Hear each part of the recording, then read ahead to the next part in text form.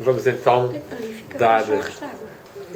dar então início à nossa sessão desta tertúlia, que se reúne já há tantos anos, o que é um grande exemplo num país em que, de facto, o contacto humano há cada vez menos, não é? E sabemos que a presença viva, a palavra viva, tem uma capacidade mais profunda de não só trazer à realidade e às nossas almas, como também de despertar-nos e impulsionar-nos no caminho espiritual. É diferente uma pessoa ouvir uma música ao vivo do que ouvir através de uma máquina, não é? É diferente realmente uma pessoa estar na chamada união do que o Cristo disse uma vez, uma frase para mim é das mais importantes quanto a tudo isto, que é: onde 2 ou 3 se reunirem em meu nome, eu estou no meio deles. Esta é uma frase de um valor muito grande. Isso significa que onde estão 2 ou 3 pessoas que estão realmente reunidas numa procura de sabedoria, do amor, da divindade, da verdade, então a presença divina está no meio de nós. Isso é realmente o grande valor destes encontros, em que nós podemos falar com uma dimensão mais mística, uma dimensão de que nós não somos apenas corpos e cérebros, mas temos uma alma com um coração e com uma capacidade de comunhão que transcende as limitações do corpo, porque nós não vemos a divindade, não vemos Jesus, não vemos os nossos antepassados, não vemos os anjos normalmente, mas sabemos, por uma forma ou outra, que esses seres existem e, através da palavra, daí que no Evangelho de São João tenha aparecido ao princípio, era a palavra, ou o verbo, e o verbo estava com Deus, e o verbo era Deus. E, portanto, nós, ao assumirmos esta vida como um ato sagrado, como um ato de procura da verdade, procura da palavra justa, procura do conhecimento, nós estamos a trabalhar no tal corpo místico, na tal continuidade, numa ligação com os anjos, com os mestres, com os santos, etc. E, portanto, é bom existirem estes grupos, como vocês conseguem manter no meio desta sociedade cada vez mais rápida e cada vez menos possibilitando encontros com calma, porque encontros tudo aos berros, isso há muitos, não é? Seja os da bola, seja os de certo tipo de música, seja certo tipo de coisas políticas, existe. Mas momentos em que as pessoas estão em paz e com o coração aberto a aprender, a dialogar, a questionar, a partilhar, isso é raro e é isso que permite, então, que haja a presença divina mais dentro de nós. Essa presença divina é de facto um grande mistério, não é? Porque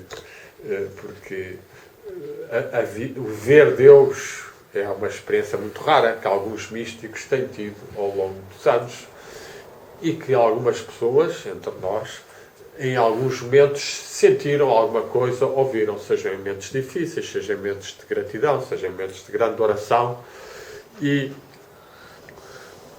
aprendermos sempre um pouco mais, de forma a passarmos de uma mera fé, uma mera crença, para um sentimento e para uma experiência, é muito importante. E é isso também que este tipo de encontros, ou os encontros que nós fazemos nós próprios com o sagrado, seguindo o ensinamento de Jesus, eu vou usar mais até aqui a linha de Jesus, porque a maior parte das pessoas estão mais ligadas com este mestre, com esta manifestação divina, ainda que eu, neste livro que deveria estar a falar, e que estou a falar de certa forma, falo mais no sentido geral. Enquanto que nesse livro que está aí, o modo de orar a Deus, do Erasmo, então aí sim é muito concentrado só como é que os humanistas no século XVI e um bocadinho antes, no século XV, como é que eles viam a possibilidade de ligação do ser humano com a divindade. Como é que eles entendiam o que era essa oração, o que eram essas jaculatórias ou frases pequenas, curtas, que serviam como flechas para elevar a nossa mente e abri-la mais ao divino.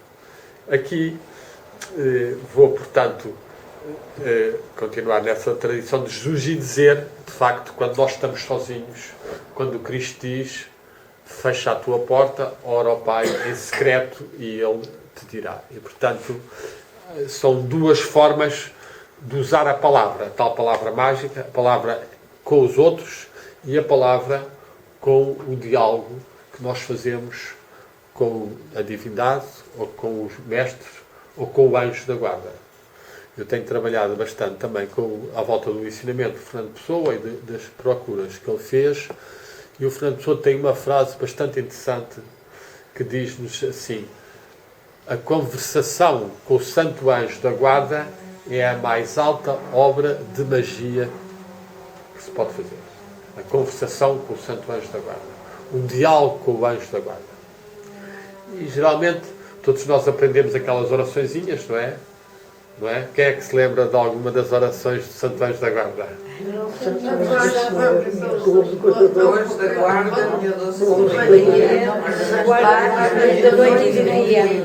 Pronto, há uma série de variantes. Há uma série de variantes. Eu tenho feito algumas. Não me desampares, que é mais espanhol. Também. Minha mãe era espanhola, não sei. Há bastantes variantes e eu também tentei até criar algumas novas e tenho criado. Eu faço as minhas todos os dias. Como? Eu faço as minhas todos os dias. Também faz. O que me vem à cabeça É o que lhe vem, exatamente. Mas, de facto, eu tenho notado também que as mais tradicionais, as que vêm desde a nossa infância, vêm de um nível muito profundo de nós próprios e quase automático. São as que ficam. E, portanto, não há um esforço sequer mental. É quase que vem uma... Não, pronto, também pode haver. Mas, por outro lado, quando nós conseguimos estar a dizer alguma coisa que não temos que estar a pensar mentalmente, mas estamos abertos apenas ao sentir, então, nessa altura, nós podemos receber mais a sensibilidade em relação ao anjo. Sensibilidade ou a visão. Porque, como sabem, e este livro tem este título da alma ao espírito, o que é que isto quer dizer, basicamente? É que nós somos constituídos por corpo, alma e espírito. Temos, de facto, uma parte corporal, que todos nós conhecemos mais ou menos, onde habitamos, onde vivemos, e temos uma parte anímica, feita de muitas forças anímicas, que é a nossa alma, que é constituída pelas emoções, os sentimentos, os pensamentos. Isso é a nossa alma. As nossas tendências, as nossas características, os nossos impulsos, tudo isso é a nossa alma. E o espírito, então o que é? O espírito é um nível acima ou mais profundo da alma, é como se fosse o centro. É como se houvesse um círculo que tem um centro, esse centro tem um pontinho que é o centro, e esse centro é o espírito. É uma centelha divina, de origem divina, e que está no mais profundo de nós próprios. E é ele, no fundo, nós verdadeiramente somos o espírito. Somos esse espírito, depois com a alma e com o corpo, mas somos esse espírito que, através do que nós vamos fazendo e aprendendo, esse espírito vai adquirindo um corpo espiritual, uma alma espiritual. Fernando Pessoa também tem uma expressão interessante sobre isso, que é talhar o corpo espiritual. Talhar como alfaiate, cortar, aparar, aperfeiçoar, ir criando, desenvolvendo, estarmos mais conscientes que temos um corpo espiritual. E que esse corpo espiritual será quem nos acompanha quando nós morrermos um dia, quando deixarmos o corpo, nós saímos de um corpo espiritual. E esse corpo espiritual está mais ou menos desenvolvido conforme nós acreditamos e trabalhamos mais ou menos. E este livro aqui, Da Alma ao Espírito, tenta, através de 33 ensaios sobre diversos assuntos, falar à volta da alma e como é que a alma pode ser mais harmonizada para se tornar mais receptiva, mais aberta ao espírito e criadora de um corpo espiritual melhor. Porque aquela noção que antigamente havia do corpo, alma, do purgatório, do inferno e do céu, que muitas vezes, hoje em dia, talvez um bocadinho, se puder ser, que antigamente era uma coisa que metia muito medo às pessoas, e talvez tenha sido também um bocado exagerado todo esse tipo de terror que se criou, sobretudo o inferno, etc. Todas essas coisas, portanto, houve um grande medo. Hoje em dia o próprio Papa, etc., tem relativizado bastante isso, mas de facto existe um além, uma vida do outro lado, que vai depender muito também do nosso corpo e da nossa consciência. Se nós só éramos pessoas que só fazíamos mal, que só matávamos, que só roubávamos, que estamos com uma alma cheia de energias negativas, é evidente que nós não podemos ir para o pé da divindade, nem dos anjos, nem pensar que uma pessoa possa ir para um nível desses. Portanto, fica num nível bastante limitado. As pessoas que não acreditam nada, pensam que quando acaba a vida terrena, acabou tudo, essas pessoas também ficam como que adormecidas. E primeiro que consigam despertar, demora muito tempo. São coisas um bocado difíceis de se perceber. Eu já tive alguns sonhos em que vi situações dessas, de algumas pessoas familiares minhas que não acreditavam muito, e eu fui vê-los em sonhos completamente parados, só mexiam os olhos, etc. Ao fim de algum tempo, bastante mais, já se conseguia mexer um bocadinho. E, portanto, isto são sinais de que o tal corpo da glória, que no cristianismo também se fala, que nós devemos ressuscitar no corpo da glória, é o tal corpo espiritual que nós devemos desenvolver. E se nós, por exemplo, sabemos de alguém que está doente, ou estamos a rezar pela paz no mundo, etc., nós estamos a trabalhar com esse corpo espiritual. Não estamos apenas a ser o ser materialista, ou que não acredita nada, ou que é só pensamentos reativos, horizontais, mas nós de repente estamos a trabalhar com o mundo espiritual, e estou a afirmar, eu acredito no Espírito, na divindade, das forças divinas, e eu estou a pedir e a enviar para esta pessoa. E pronto, e estamos a trabalhar com o corpo espiritual. Portanto, o nosso corpo espiritual um dia está mais preparado, está mais desperto, está mais luminoso.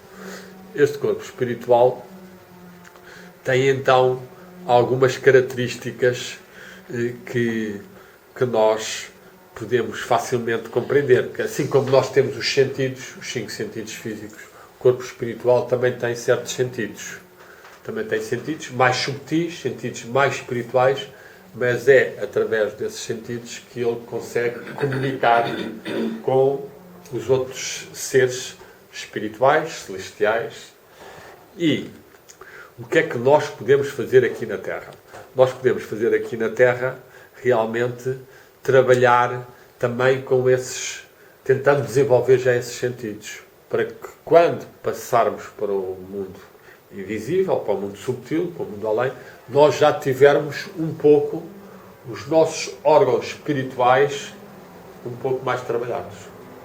E é então isso que está por trás de muitos dos exercícios e dos conhecimentos e das técnicas das várias religiões que procuravam fortalecer a capacidade espiritual das pessoas. Através de quê? Basicamente, a oração, a contemplação, a meditação e uma vida equilibrada, uma vida ordenada, uma vida em que uma pessoa tenta unificar as nossas forças anímicas, ou seja, nós conseguirmos não cair em desequilíbrios nem em vícios, conseguimos controlar o mais possível. É claro que todos nós sabemos que temos sempre um ponto fraco, a pessoa ou gosta mais de chocolate, ou gosta mais de de ficar um bocado mais tempo na cama, etc. Pronto, isso faz parte, não há realmente... Aqui a vida pode ser comparada, nós estamos a trabalhar o tal corpo espiritual, não é? Mas, quer dizer, ninguém pode aqui na Terra atingir o estado total, não é? Por isso o próprio Jesus diz, quando lhe chamam mestre, Jesus diz mesmo mestre só um que é o Pai. Ele próprio chega a afirmar essa humildade, ou diz mais de uma vez, só o Pai é que sabe. Portanto, está a afirmar que só o nível mais elevado da própria divindade é que tem essa capacidade de conhecimento e de omnisciência e omnipresença e perfeição. Mas nós, se fizermos o nosso trabalho com humildade, não é? Mas com uma certa aspiração, podemos ir despertando os tais sentidos espirituais, que é o que nos interessa para aqui. E uma das formas que nós podemos fazer, uma delas, uma ou duas das principais, é o sabermos ver e sabermos ouvir espiritualmente. O ver espiritualmente, o que é? Ver espiritualmente é nós admitirmos, e de novo vamos seguir aqui uma frase que o Mestre Jesus diz. O Mestre Jesus diz assim: se o teu olho for simples, todo o teu corpo será luminoso. Está lá escrito num dos Evangelhos. Se o teu olho for simples, todo o teu corpo será luminoso. Ele está a dizer que se o teu olho simples, pronto, isto pode ser interpretado. Se o teu olho for de uma grande simplicidade e de uma grande pureza, tu não vês o mal, nem estás a projetar o mal, e então o teu ser será mais luminoso. Esta é uma das hipóteses. A outra hipótese, que também eu julgo que é para os dois níveis, muitas vezes as parábolas ou os ensinamentos justos têm vários níveis, não é? O outro nível é, se o teu olho for simples, ou seja, for concentrado, se for então tu consegues ver o teu corpo luminoso. E então essa é uma prática espiritual que ao longo dos séculos foi recomendada e praticada, que é uma pessoa fechar os olhos e fazer as suas orações com os olhos fechados e depois ficar um pouco em silêncio e tentando sentir que o seu olho espiritual, que a pessoa aspira a ver a divindade, aspiro a ver a luz, aspiro a ver o Mestre Jesus, aspiro a ver a Nossa Senhora, o que nós sentirmos mais. E então, isto o que é que vai fazendo? Ainda que uma pessoa normalmente não vai ver, não vai ter nenhuma visão, não vai ter nada, mas de qualquer forma está a marcar presença e está a marcar que eu acredito que tenho um corpo espiritual que é capaz de ver, que é capaz de saber e estou interessado nisto. E de facto, eu já trabalho há muitos anos nisto e pronto, e posso dizer que uma das coisas que sucede e que não é muito difícil é uma pessoa começar a ver a luz espiritual, a luz divina, que se diz que muitas vezes eu sou o caminho, a verdade, a vida, eu sou a luz do mundo. São frases em que o Mestre Jesus indicou que essa luz é uma presença divina que pode chegar até nós. E se nós meditarmos neste sentido calmo e interiorizado, por vezes começamos a ver com os olhos fechados no olho espiritual a luz. Etc. E volta e meia uma pessoa pode ter mesmo um certo tipo de visão simbólica. Pode aparecer a cruz, pode aparecer a pirâmide, o triângulo, pode aparecer uma imagem do Mestre Jesus, pode aparecer o anjo. Portanto, tudo isto são realidades que existem. Nós não estamos a tentar ver exatamente, estamos apenas a orar à divindade e abrir-nos para que as bênçãos divinas desçam sobre nós e depois, se tivermos que ver alguma coisa, ótimo. E, neste sentido, o olho espiritual vai começando a trabalhar-se e a abrir-se e a desenvolver-se. Portanto, eu sinto que é bastante importante abrirmos mais o olho espiritual. As pessoas terem mais consciência e para quando um dia saírem do corpo não estarem completamente fechadas e estarem já um pouco mais conscientes que são um ser luminoso, somos uma alma luminosa e que temos órgãos de sentidos e que não estamos às escuras. Senão as pessoas vão para o outro lado e estão sem ver nada, sem acreditar nada, sem se mexer, etc. Portanto, as pessoas têm que... Eu até tenho observado que hoje em dia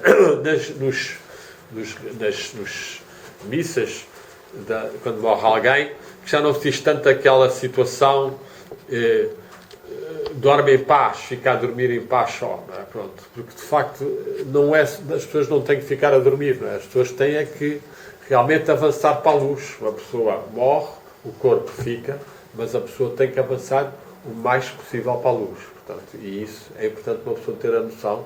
Eu tenho um corpo espiritual e consigo movimentar-me com ele. Não tenho que ficar preso ao corpo a dormir ou a descansar. Não, eu tenho que avançar o mais possível para Deus. É claro que este avançar o mais possível para Deus depende do amor que nós conseguimos sentir ao longo da vida por Deus, pela verdade, pelo bem. Quando nós praticamos isto e sentimos, meu Deus, eu amo, ou dizemos aquela oração, por exemplo, que o anjo disse, meu Deus, eu creio, adoro, espero e amo, que é uma oração bastante forte e verdadeira, e que é portuguesa, que se nós repetirmos alguns momentos, nós muitas vezes começamos a sentir mesmo mais esse amor a Deus. E então estamos a aumentar a presença divina em nós. Porque o nosso apelo ao amor de Deus tem logo imediatamente também uma resposta. Porquê? Porque o tal Espírito de origem divina está no mais profundo de nós próprios. E, portanto, ainda que nós estejamos a rezar, geralmente, estamos sempre a rezar para cima, para o Deus que está no céu, temos sempre essa projeção. De facto, também estamos a rezar para a presença divina que está no nosso coração. E esse é um dos grandes mistérios do caminho espiritual, que é o nascimento ou a presença maior da divindade dentro de nós. Sentirmos mais que o amor divino, ou a paz divina, ou a felicidade divina se manifestam, são capazes de ser sentidas dentro de nós. E, portanto, estas práticas de uma pessoa, meu Deus, eu amo-vos, ou meu Deus, vem nascer em mim, ou meu Deus, eu creio, uma pessoa estar assim um bocado de tempo, às vezes vai repetindo, mas a certa altura já não precisa de repetir. O que é que nós precisamos de repetir ao princípio? Ou começamos a rezar o Pai Nosso, a Ave Maria, porque há tantas ondulações nas nossas forças anímicas, há tantos pensamentos, tantas influências que recebemos da televisão, de outras pessoas, que uma pessoa tem que ir elevando o nível um bocadinho, elevar esse nível com um pensamento de luz e de amor. E a nossa alma vai ficando mais harmoniosa. Isto é importante. Portanto, uma pessoa fazer um pouco disto quando podemos, e às vezes, antes de adormecer, uma pessoa fazer este tipo de prática, ou quando acorda à meia da noite. Portanto, nós devíamos estar conscientes que, enquanto estamos vivos, nós estamos a poder sempre trabalhar para despertar mais este corpo espiritual e para obtermos mais ligação com o mundo espiritual e divino. E que, se nós não fizermos isso, pois estamos dependentes das orações dos outros e das ajudas, etc. Portanto, mais vale, enquanto nós estamos aqui, orarmos já pelos outros e, portanto, estarmos a ser ativos, a irradiar e a transmitir, e também pedirmos sobre nós próprios que deixa a energia divina, as bênçãos divinas.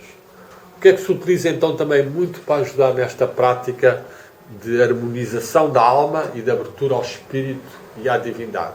Utiliza-se muito a respiração. Que a respiração é uma coisa simples, todos nós temos que respirar, estamos sempre a respirar, portanto uma pessoa pode facilmente tomar consciência da respiração e inspirar energias luminosas, reter um bocado essas forças e depois deixar sair, descontrair ou irradiar. Depois há várias hipóteses. Mas este exercício é dos que é mais recomendado em todas as tradições, tanto a tradição cristã, sobretudo nos gregos ortodoxos, nos exicastas, daqueles que viviam no monte Athos, e os starets russos, que eram pessoas que tinham muito uma prática de rezarem com a respiração. E tinham muita frase Senhor Jesus Cristo, Filho de Deus, tende piedade de mim. Senhor Jesus Cristo, Filho de Deus, tende piedade de mim. Ou às vezes diziam, Senhor Jesus Cristo, Filho de Deus, tende piedade de mim, que sou um pecador. Tinham assim algumas variantes. E repetiam bastante isto até, a certa altura, a mente começar a ficar calma. Quando a mente começa a ficar calma, então a parte espiritual é mais sentida e, ao mesmo tempo, a nossa alma já não está tão limitada no corpo e nas preocupações e pode comungar mais da imensidade divina.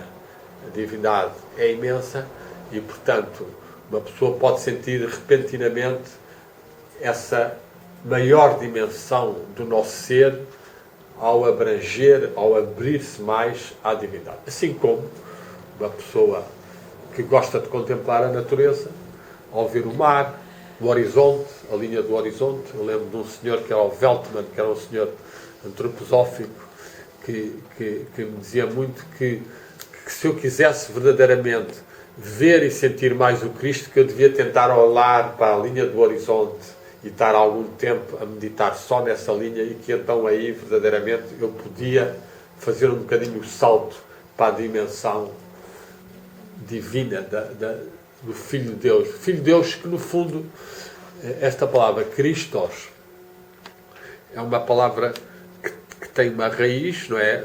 Que é uma palavra grega. Christos significa ungido. É a palavra que traduz a palavra hebraica Messias, que foi usada para Jesus e a Oshua, era como ele se chamava, foi considerado o Christus, o Messias, não é? Mas sabemos que houve muitos que não aceitaram e sabemos também que essa palavra já era usada anteriormente. Portanto, já se considerava que havia um Christos, um ungido. Por exemplo, o rei da Pérsia é tratado por Daniel como um Christus, um Messias, porque libertou os judeus do cativeiro da Babilónia. E, portanto, ele foi considerado o quê? Um ungido, que estava a ser ungido por Deus, estava a ser inspirado. Como David, também foi um outro que foi chamado, no fundo, etc. Depois há um bocado essa noção de que os profetas eram ungidos pela divindade, não é?